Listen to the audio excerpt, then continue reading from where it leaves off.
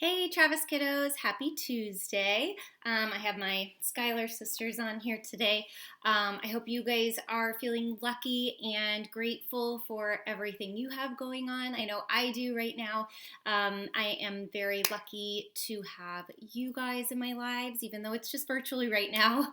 I'm lucky to be healthy and doing fine right now. I'm lucky that I got to do a yoga video today. That was great. And I hope you guys can think of some things for which you're grateful and thankful and lucky as well. And if you want to share those with us tomorrow, you can. If you want to go ahead and email, you can do that too. Or later today, I guess. Right now we're going to go over the reading work for the day. We're going to review the phonics and sight words. We're going to go over the workbook pages. We're going to go over the stories to read and the reading skills that we're focusing on for this week. And what else you can access on Connected through Launchpad. So this week we are working on what sound?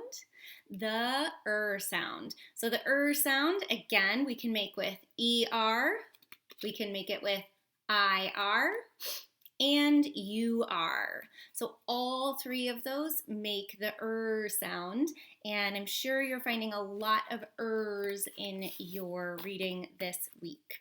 We also have a few new sight words. We have another, climb, full, great, pour, and through. Now, I started to tell you guys yesterday about our vocabulary words for the week: leaped and stretched. So you might have already done this, and that's okay if you have. So leaped is the past tense of leap. It already happened. So today, I leap across the table. Yesterday, I leaped across the table. Or the frog leaped across the pond. The ballerina leaped on stage. It's that big, long jump, right? Often from one foot to another. If you're a human, animals can leap with both legs. Our other word, stretched, is extending a part of your body. So I stretched very well in yoga today. Stretched is the past tense of stretch, so it already happened. So I stretched this morning. Tomorrow I would stretch again, but stretched already happened. So you can use those words to finish page 225 if you haven't done it yet. If you have, great. You can also find those words in your reading writing workshop book on page 137, leaped and stretched. They have a beautiful rainbow going there. Then you are also going to reread. Remember, read again. Means again, one of our prefixes. You're going to reread A Bird Named Fern in the reading writing workshop book on Connected.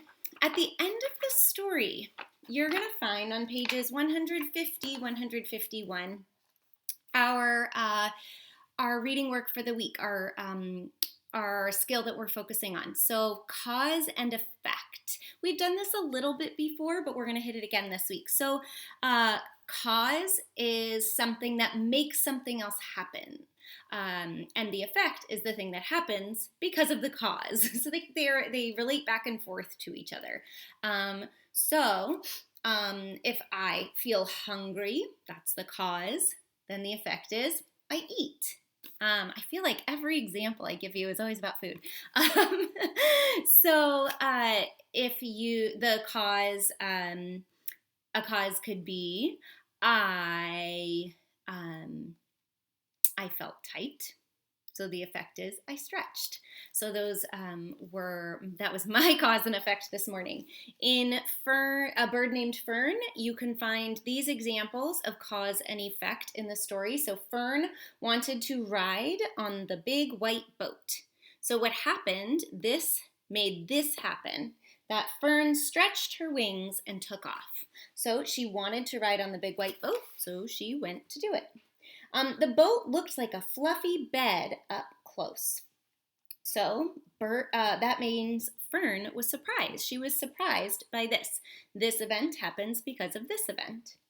It started to rain, so Fern got soaked. The cause is that it started to rain. The effect is that she got soaked. Soaked is really, really wet. We're going to talk about distinction in words later this week. And we're also going to talk about adjectives. So there was a couple of great adjectives in here. We had fluffy bed. We have white boat. So an adjective is something that describes a noun. And this, we're going to come back to the workbook page for this a little bit later this week. But an adjective describes a noun. So it gives you a visual or maybe sensory picture of what something is like. You can describe it very well. So color words are great adjectives: red, blue, orange, yellow. And size words are great adjectives: the huge cloud, the tiny bug. Okay, we used some good adjectives in Goldilocks last week. The Papa Bear was very big and he had a loud voice. Mama Bear was medium-sized and had a normal voice. And Baby Bear was little and had a teeny voice. You can use adjectives, sound adjectives. So the loud Papa Bear and the quiet tiny bear, Baby Bear. You can use adjectives like fluffy or sticky or smelly. Those are all adjectives. You guys can think of a ton more. When I was a kid, I used to play Mad Libs and think of adjectives to put into stories. Those are super fun if you guys can get a hold of those. When we get back to school, I've created Mad Libs for you guys to do. So if I can send those out to you, I will. They're really fun to practice those skills, and you just make really silly stories. That's another adjective, silly. So try to use some adjectives in your work this week. When you're doing your writing, put some adjectives in there. When you're doing writing a sentence in your turn workbook, put some adjectives in there. Lots of opportunities for you. Also this week you're going to read the leveled reader story that you have access to on Connect Ed. So you might be reading Little Blue's Dream, you might be reading Hide and Seek, or you might be reading The Foxes Build a Home. So read the story, look at the questions at the end of each story. There are two stories in there. One's or two texts, I should say. One is longer, the other one's quite a bit shorter.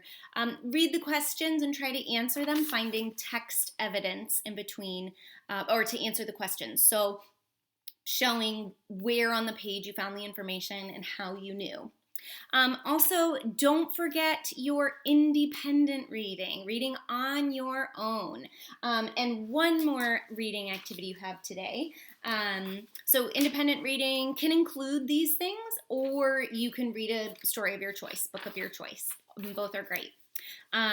So last thing for today for reading is a bunny wish. So this is the paper reader. It's pages 227 and 228.